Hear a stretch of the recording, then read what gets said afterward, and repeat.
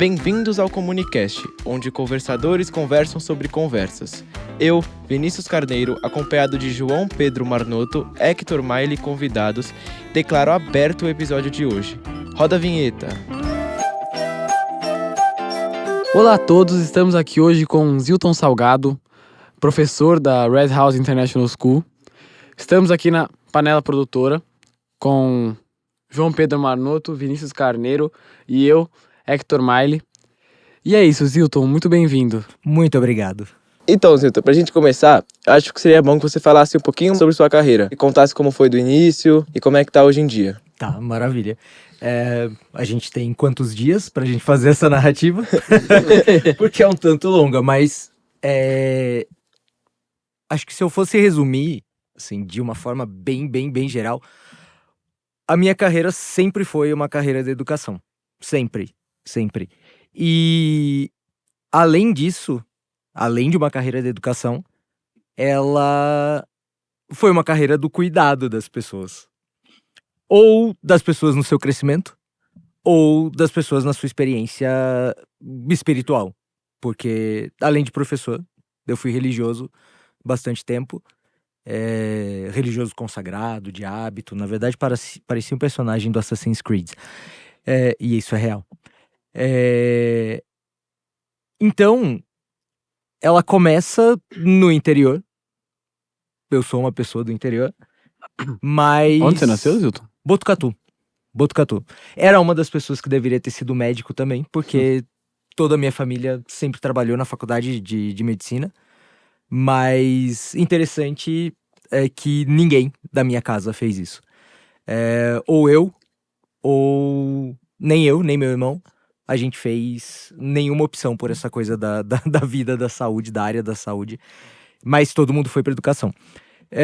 E eu fui fazer filosofia, porque na verdade eu queria estudar a coisa mais genérica do universo. Essa era a minha ideia. Eu falei, bom, eu não sei o que decidir, então o que tem de mais genérico aí? O que tem de mais abrangente pra eu estudar? E o que tinha na época, o que me pareceu mais interessante na época, era fazer filosofia.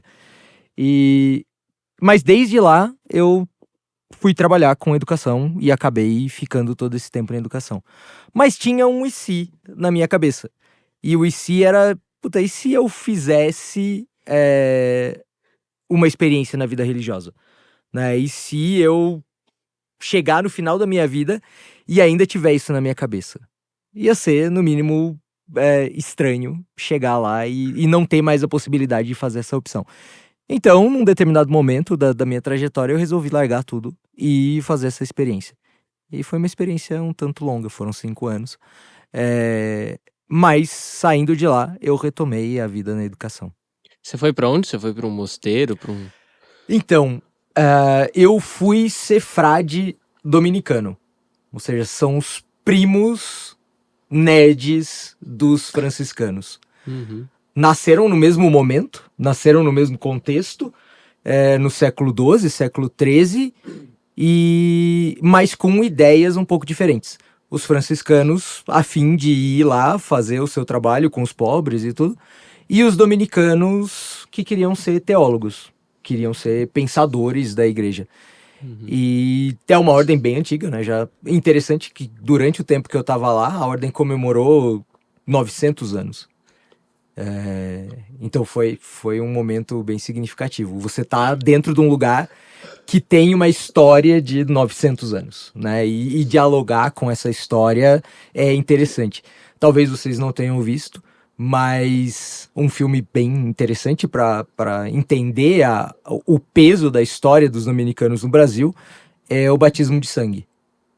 O Batismo de Sangue conta a história, né, dos movimentos revolucionários durante o período da ditadura e o papel de alguns religiosos, e quase 100% deles dominicanos.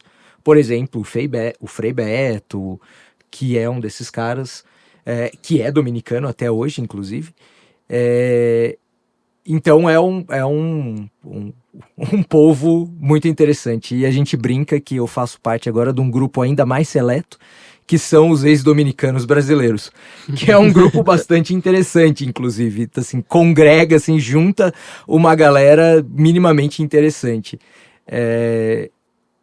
Mas foi uma experiência muito, muito válida, assim, como formação. De fato, não seria aquilo que eu faria pro resto da minha vida, mas nesses 5 anos foi bem interessante. E me garantiu ter algumas experiências que eu nunca teria se eu não tivesse ido para lá. Por exemplo, ir trabalhar num acampamento do Movimento Sem Terra no norte do Tocantins. Ou seja, não seria uma coisa que eu faria por escolha própria. Falar, não, eu vou logo ali fazer esse trabalho.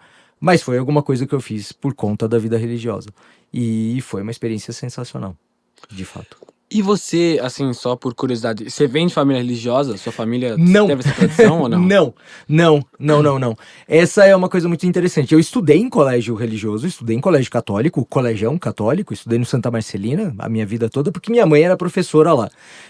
Não foi uma opção, assim, no sentido de, poxa, é o colégio que eu quero para os meus filhos. Não, era o colégio onde minha mãe trabalhava. Então era o lugar onde tinha a possibilidade de estudar, e foi uma ótima opção. Mas minha família sempre viveu essa experiência do catolicismo brasileiro, o catolicismo de maioria. Ou seja, todo mundo comemora Natal, todo mundo comemora Páscoa, mas não por uma grande devoção ou qualquer coisa nesse sentido. Não.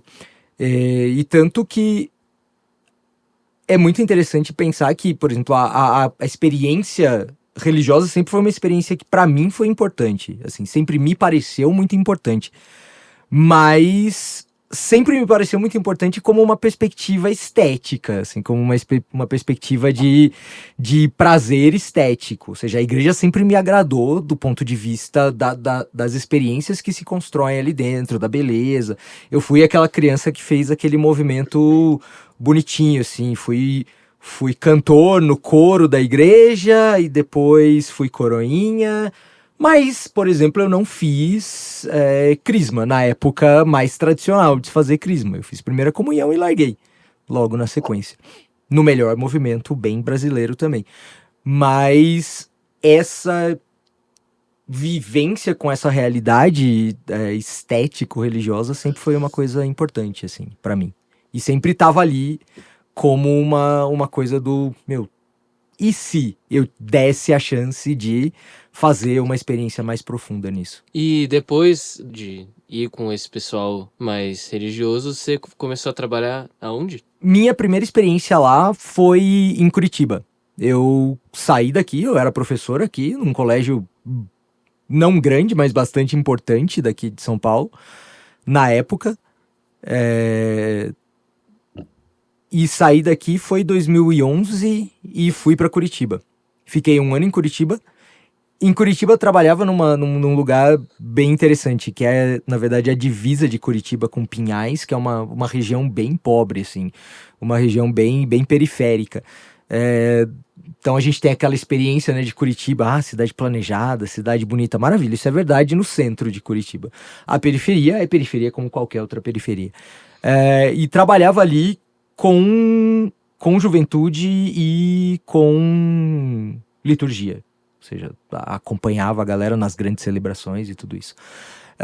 Dali, fui para Minas Gerais. E ali foi uma experiência muito interessante, porque ali sim rola um catolicismo muito peculiar, né? O catolicismo da história de Minas Gerais é alguma coisa muito peculiar. E fiquei mais outro ano ali, mas ali numa experiência bem mais monástica mesmo. No sentido de muito mais dentro do convento. O que era uma coisa muito, muito interessante, porque era um conventão de pedra, uma igreja de 300 anos, uma coisa assim bem místico, religiosa, assim, de hábito o tempo inteiro. E dali fui pro norte do Tocantins, depois do norte do Tocantins para Goiás, depois para Goiânia, depois voltei para São Paulo para estudar teologia. E como que funciona essa coisa? Então, não sei se foi assim um clique que você teve ou se foi um processo, várias coisas que te fizeram ter essa vontade, né, de ter essa experiência. Como que é? É assim, você vai num lugar como se você estivesse se alistando no exército Ou você tem que ter uns contatos que te levam? Ou como que funciona essa inserção? Tá.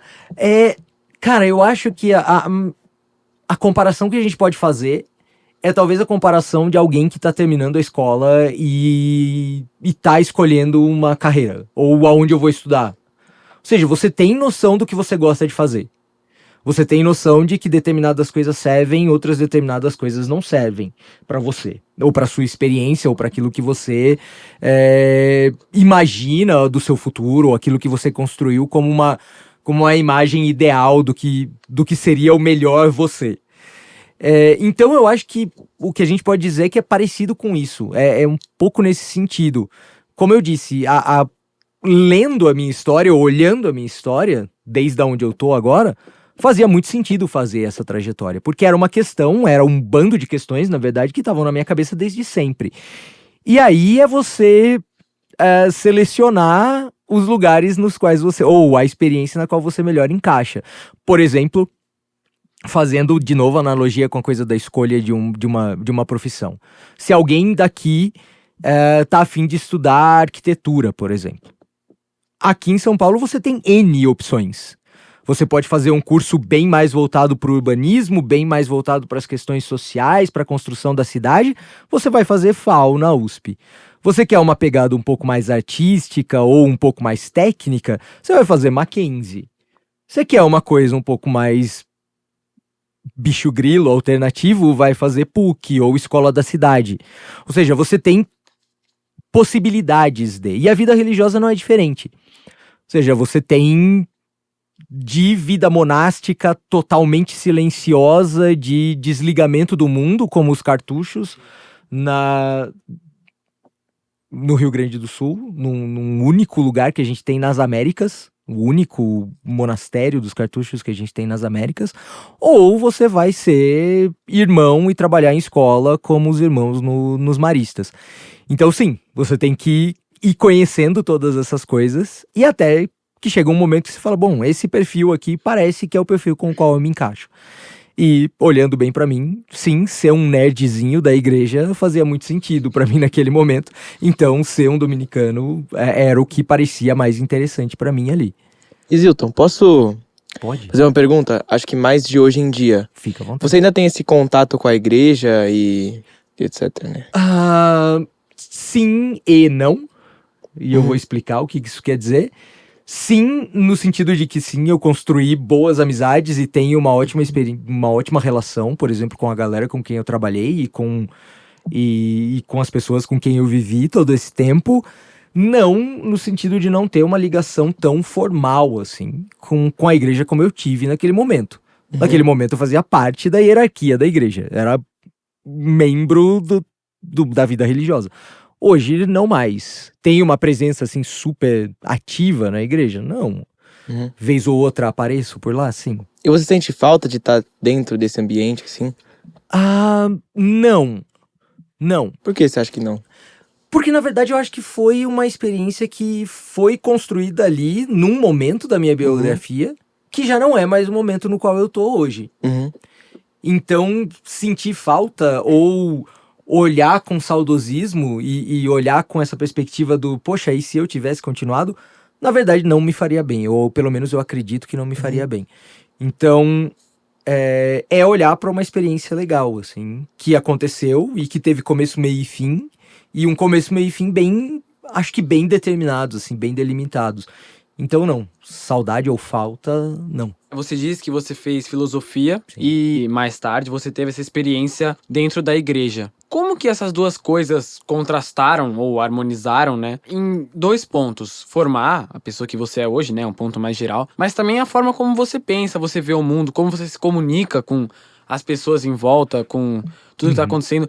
Como que essas duas linhas diferentes, uma mais acadêmica e uma, né, obviamente mais religiosa, se uniram no Zilton de hoje? Pô, que bonito. Acho que essa meu analista devia perguntar mais vezes, porque essa é uma boa. Mas, sim, eu acho que a gente precisa fazer, ou dar 2 passos para trás antes de responder essa pergunta. eu gostei que você disse se harmonizam e se contrastam, porque essa sim, de fato, é a experiência da filosofia. Ou seja, a filosofia ela pode ser muito religiosa e não tem nenhum problema com isso. Na verdade, se a gente vai olhar para a história da filosofia, uma grande parcela dos nomes que a gente reconhece como filósofos ou como grandes pensadores estavam envolvidos com a religião de alguma forma, seja ela mais ou menos formal, sendo parte da hierarquia ou não sendo parte da hierarquia, mas pensando as grandes questões que a religião também pensa. E sim, se contrastam mais recentemente com a filosofia mais contemporânea, que vai fazer uma crítica ferrenha à religião. Mas eu acho que na construção daquilo que eu sou e na construção do Zilton hoje, essas duas coisas não são tão dissonantes, assim. Elas não criam tanta tensão, assim. Uma coisa que a gente pode, talvez, pensar ali é que, como eu disse antes, né, a minha ligação com a filosofia era a busca de alguma coisa extremamente genérica, né? De uma formação que fosse uma formação interessante, mas que não fosse uma formação tão técnica. Então, nesse sentido, a filosofia foi essencial, porque ela me fez um bom leitor, ela me fez um bom crítico, ela me fez ser um pouco pedante, certamente. Sempre veja o jeito que eu falo. Mas ela me garantiu contato com algumas técnicas e algumas personalidades e algumas experiências que eu não teria tido em nenhuma outra formação. E por outro lado, a experiência religiosa, ela foi importante em dois elementos assim, centrais. Primeiro, me colocar também numa experiência de contato com algumas personalidades assim, fenomenais mesmo. Eu tive a oportunidade de viver com pessoas assim que são sensacionais e que realmente viviam 100% aquilo que pregavam. Mas ao mesmo tempo também me garantiu ter contato com uma faceta um pouco mais tensa da igreja, que é olhar ela desde dentro. E quando você olha as coisas desde dentro, você encontra sujeiras, você encontra erros, você encontra falhas.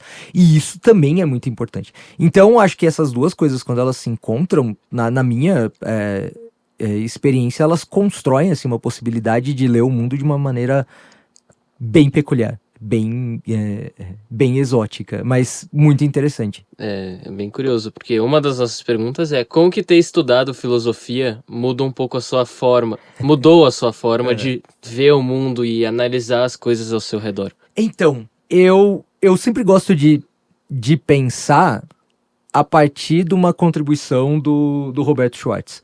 Roberto Schwartz ainda, na verdade, ele está vivo ainda, acho que com 90 anos, aproximadamente. Ele não é um filósofo de formação, na verdade ele é um cara das ciências sociais e depois se tornou um dos maiores críticos literários que a gente já teve na história do Brasil e escreveu das contribuições mais maravilhosas assim, para análise do Machado de Assis que a gente já teve. E ele deu um título para uma das suas coletâneas de ensaios que eu acho que é assim espetacular e ajuda a gente a entender isso. Ele chamou o seu livro de Que Horas São? Parece a pergunta mais trivial e mais banal do mundo. E de fato é. Se eu realmente só quero saber as horas, ok, ela é uma pergunta muito útil, porque ela vai me garantir uma resposta. Mas na perspectiva do que o Schwartz está falando, e eu acho que é essa perspectiva que a filosofia garante, é a noção de que eu posso olhar para o mundo e para aquilo que está ao meu entorno desde um lugar de reflexão. Então, quando eu faço a pergunta que horas são, eu quero saber, na verdade, o que é que está acontecendo ao meu entorno.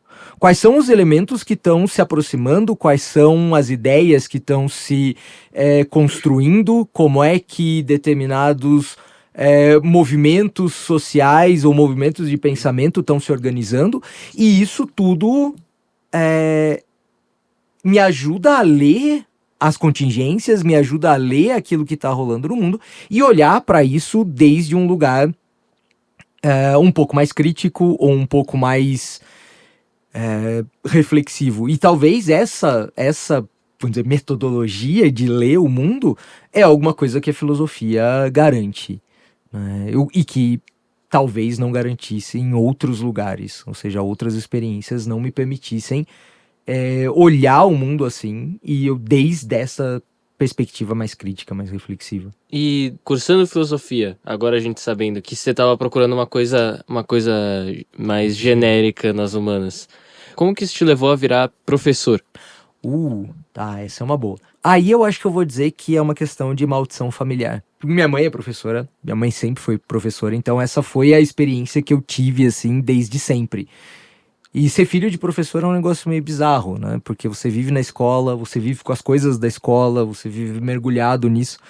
Então essa acho que era a única experiência, assim, ou a única referência, ou grande referência que eu tinha de uma atividade interessante. Porque meu pai era um cara de escritório, meu pai é engenheiro e tal.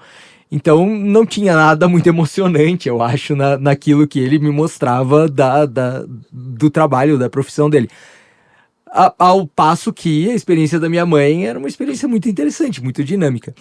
Então, quando eu vou para a faculdade e eu estou estudando filosofia, aquilo que se me apresenta como uma outra possibilidade muito interessante de fazer e de trabalhar era trabalhar com educação, mas não também num modelo muito formal, né? Enquanto eu estava na graduação, eu trabalhava num jardim de infância, o que é um negócio muito bizarro de me imaginar como professor de um jardim de infância, mas foi uma experiência muito interessante, muito alternativa, porque era uma escola Waldorf, então todo aquele universo de música, pintura, Foi na arte... Steiner? Ou não? Não, eu tava no interior.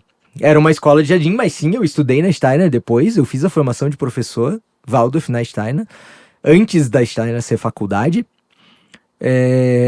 mas aí por imaginar que talvez aquele fosse o lugar que eu quisesse realmente trabalhar como professor.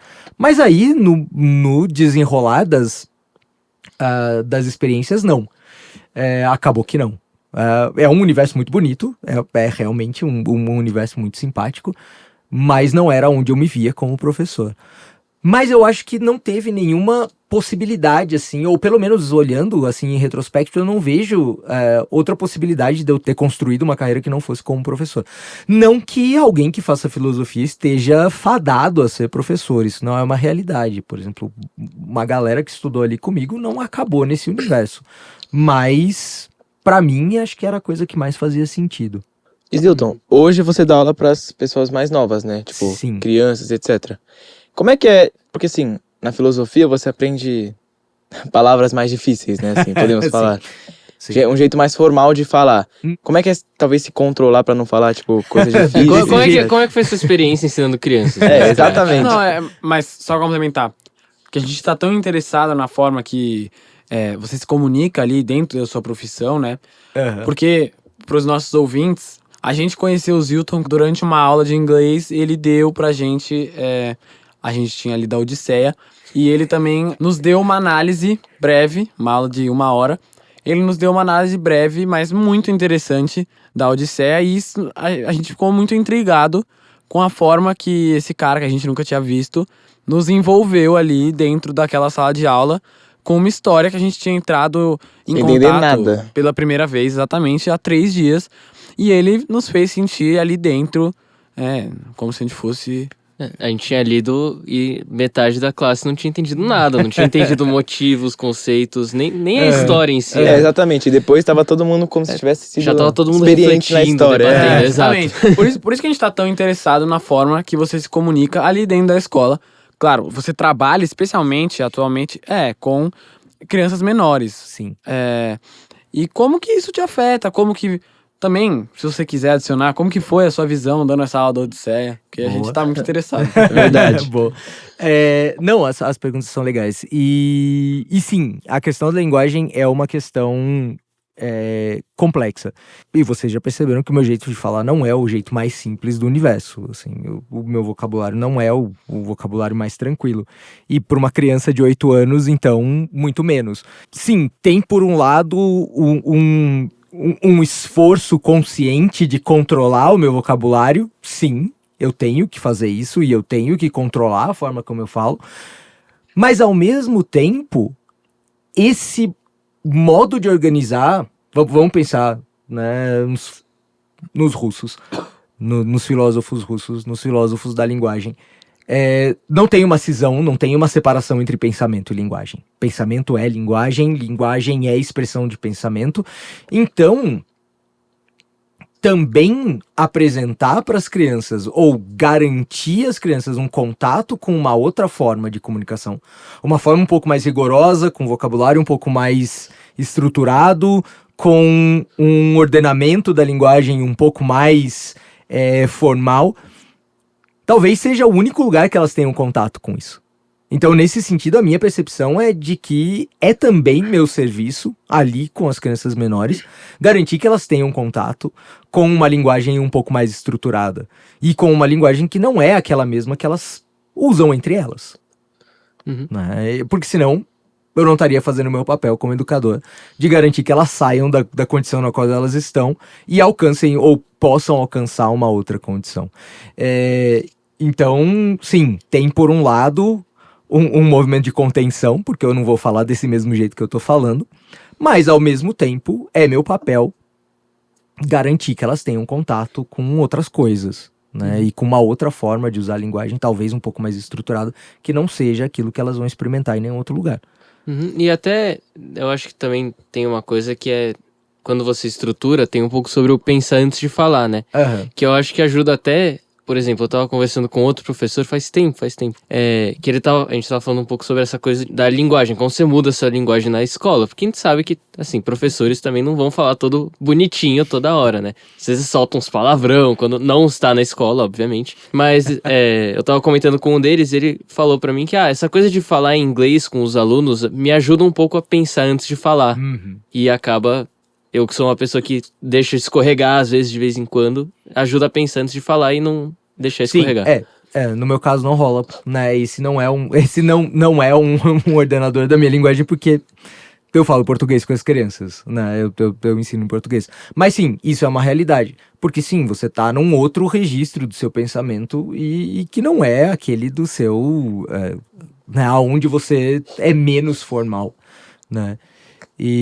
Mas voltando para essa questão do nono ano e falando dessa aula, foi uma experiência muito, muito interessante, sim. E muito interessante porque era uma reflexão que eu tinha feito há muito tempo. E, na verdade, fazia muito tempo que eu não falava sobre aquilo. Porque já tem um bom tempo que eu não tô com os alunos mais velhos ou discutindo essas questões dentro da escola. Então, para mim, foi uma experiência muito, muito agradável e muito saudosa, assim, de, poxa, né, tá num outro nível de discussão que fazia muito tempo que eu não tava. Ou seja, eu fiquei muito tempo antes com os alunos mais velhos, com o ensino médio, com o final do fundamental, mas já tem bastante tempo que eu não tô lá. Então, ter essa possibilidade de fazer esse outro tipo de discussão é realmente agradável.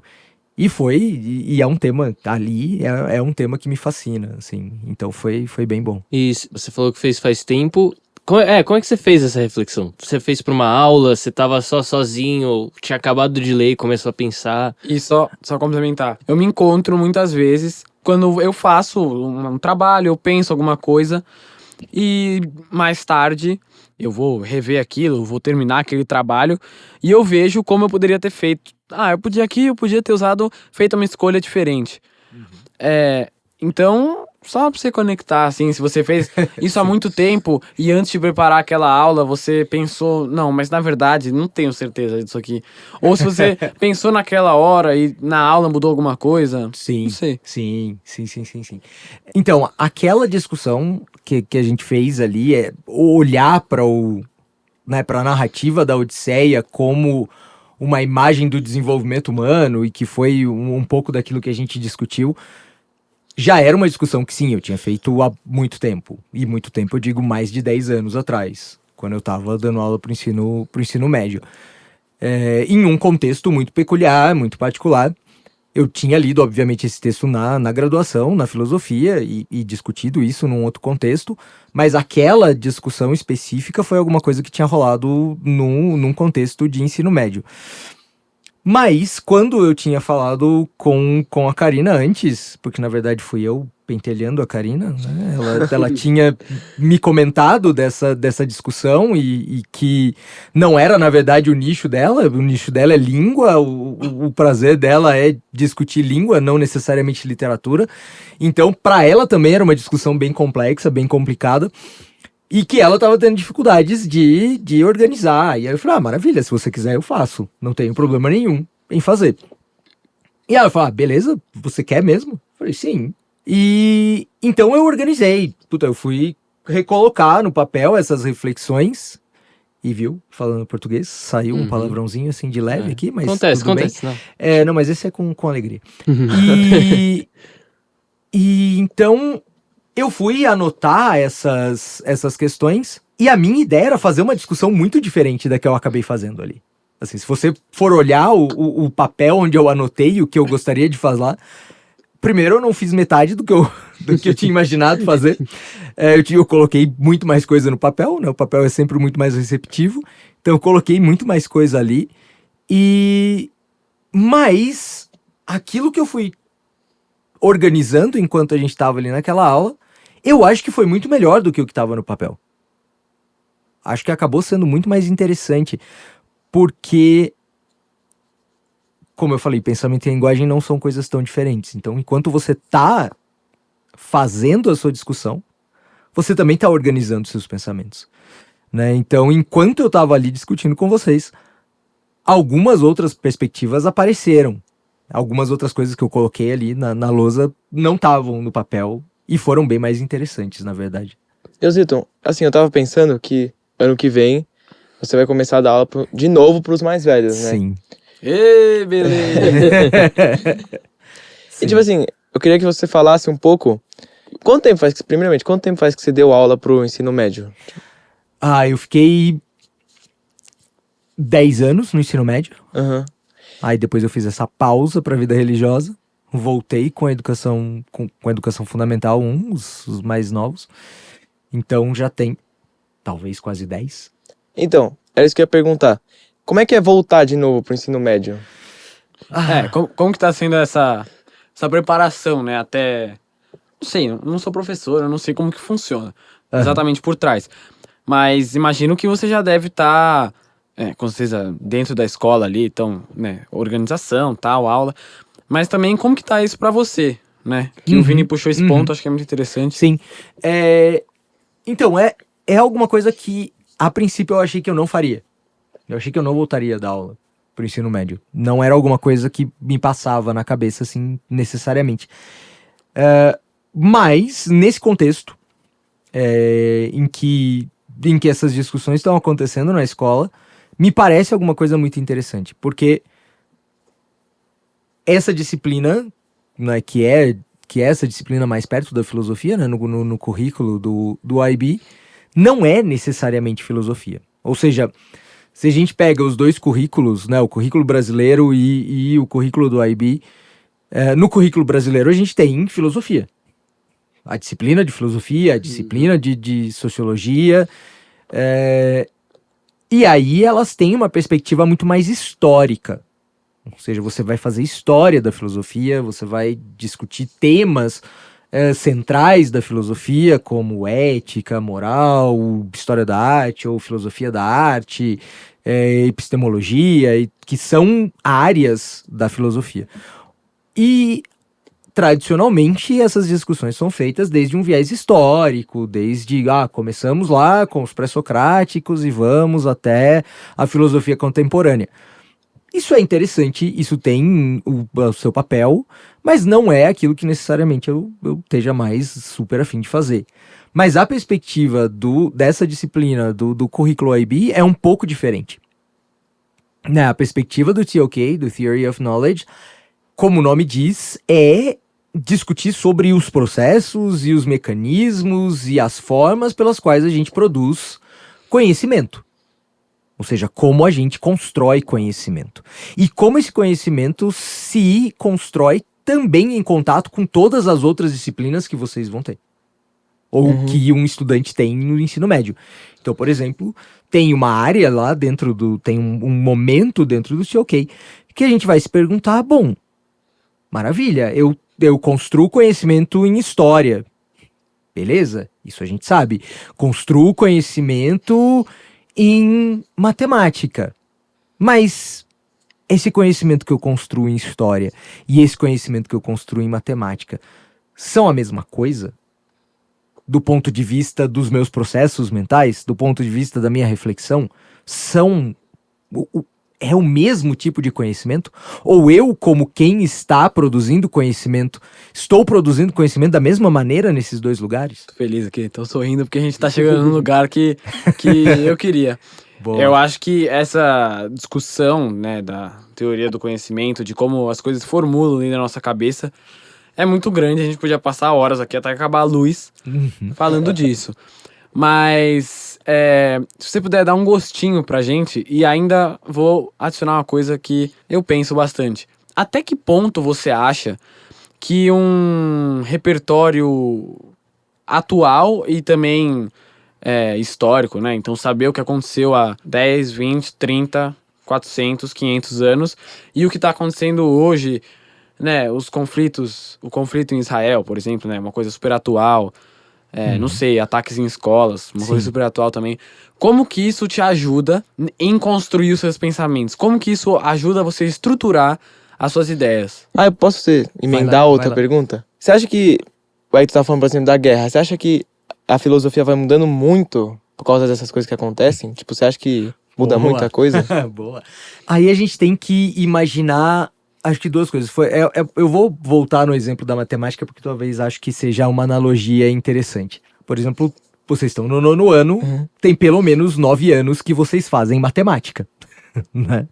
E quantas vezes, ao longo desse caminho, vocês se perguntaram sobre o que é isso que vocês fazem quando vocês fazem matemática? Ou seja, números, 1, 2, 3, 1/4, pi ou qualquer coisa nesse sentido.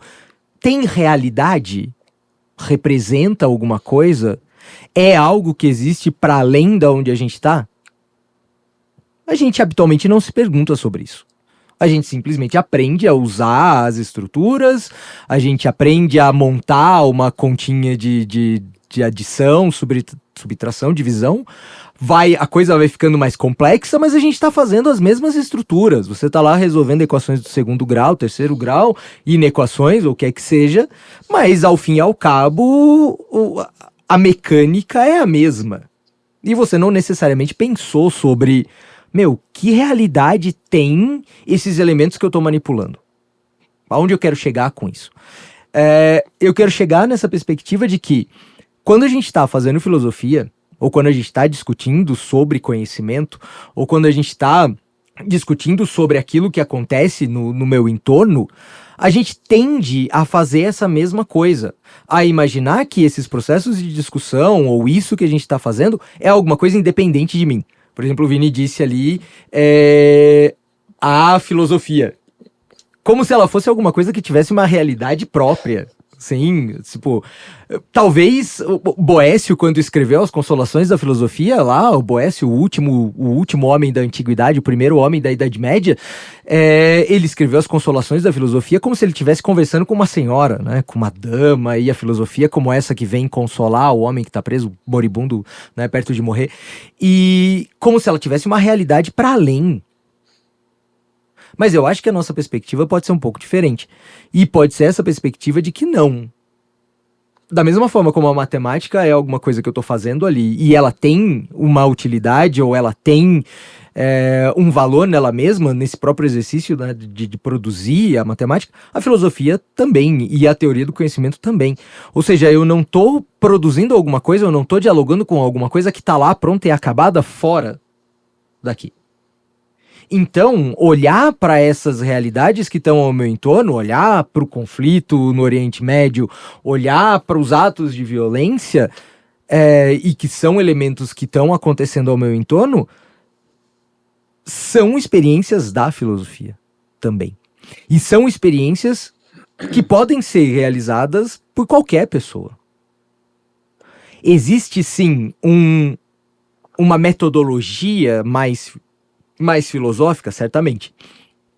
Existe uma história com a qual eu posso dialogar? Sim. Mas essa capacidade de refletir, essa capacidade de criticar o real, essa capacidade de buscar sentido para além, essa é natural do ser humano. E essa acontece a todo momento.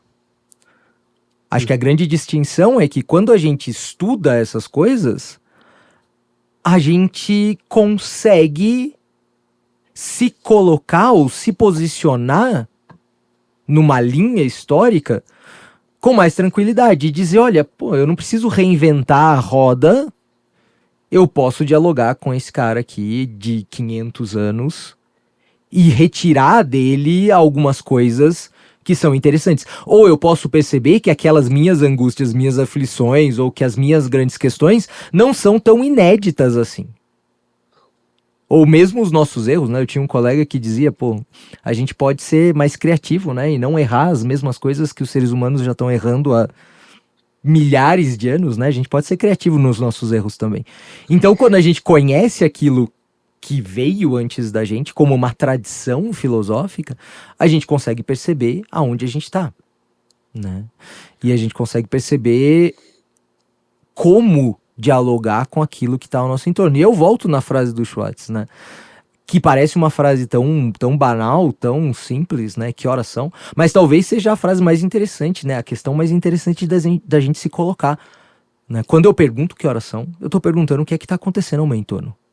E, na verdade, eu estou perguntando como eu estou percebendo aquilo que está acontecendo ao meu entorno. E isso, em última instância, é uma experiência filosófica. Para finalizar aqui, normalmente a gente pede para o nosso convidado deixar um depoimento final, mas eu vou te perguntar e aí você pode depois talvez fazer mais um depoimento. Tá.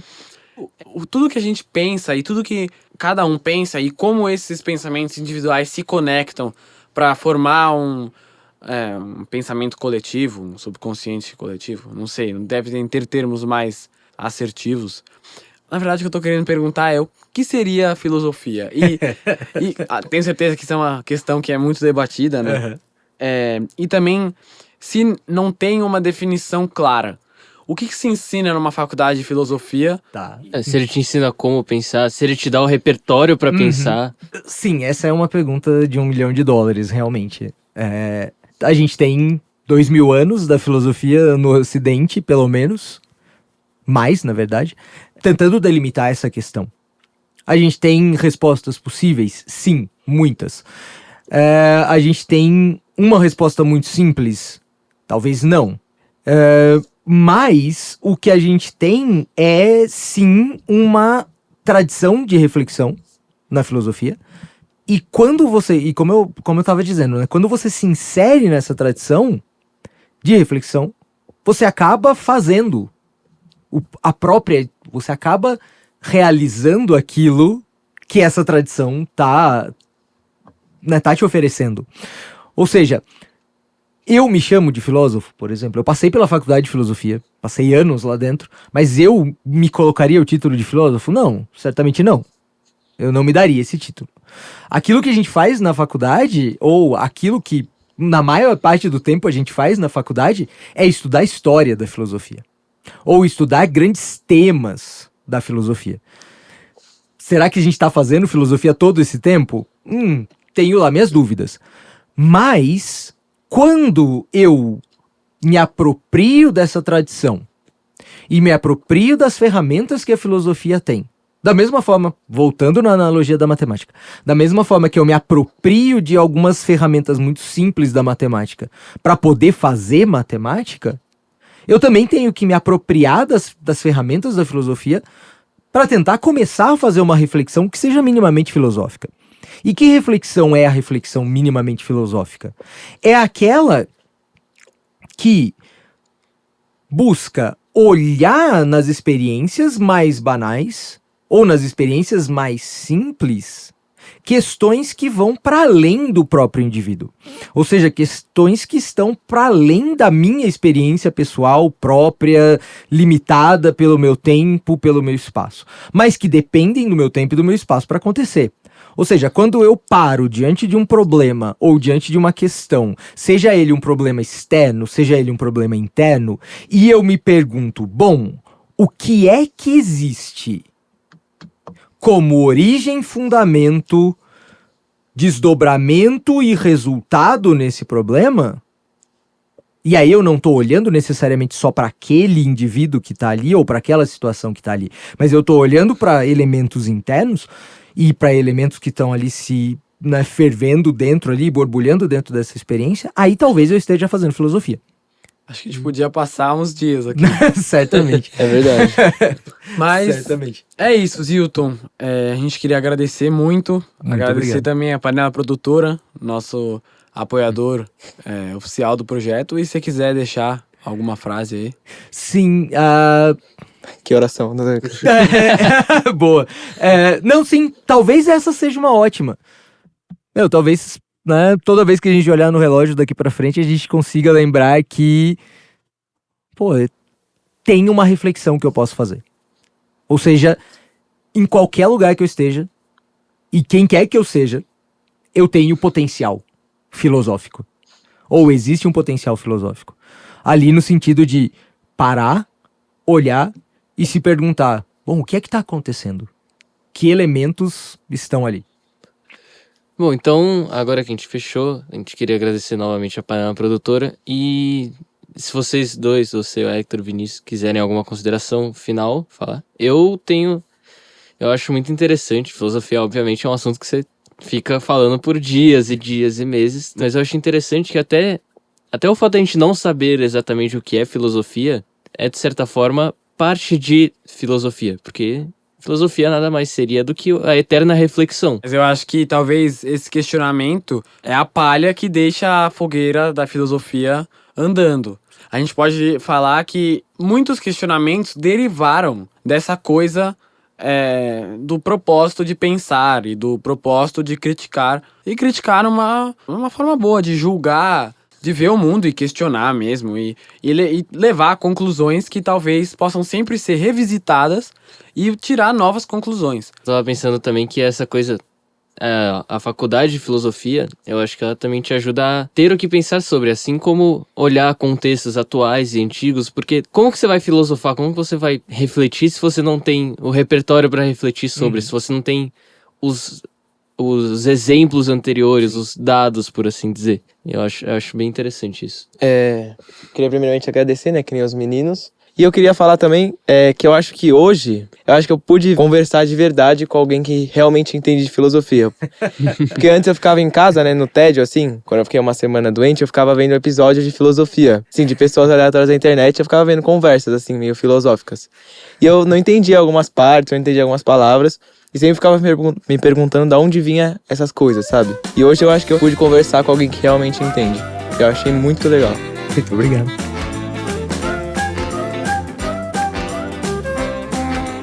E esse foi o episódio de hoje. Para mais como esse, acesse youtube.com/comunicasttv ou acesse nossa conta no SoundCloud. Esse episódio foi feito em parceria com a Panela Produtora. Muito obrigado a todos e espero vocês no próximo episódio.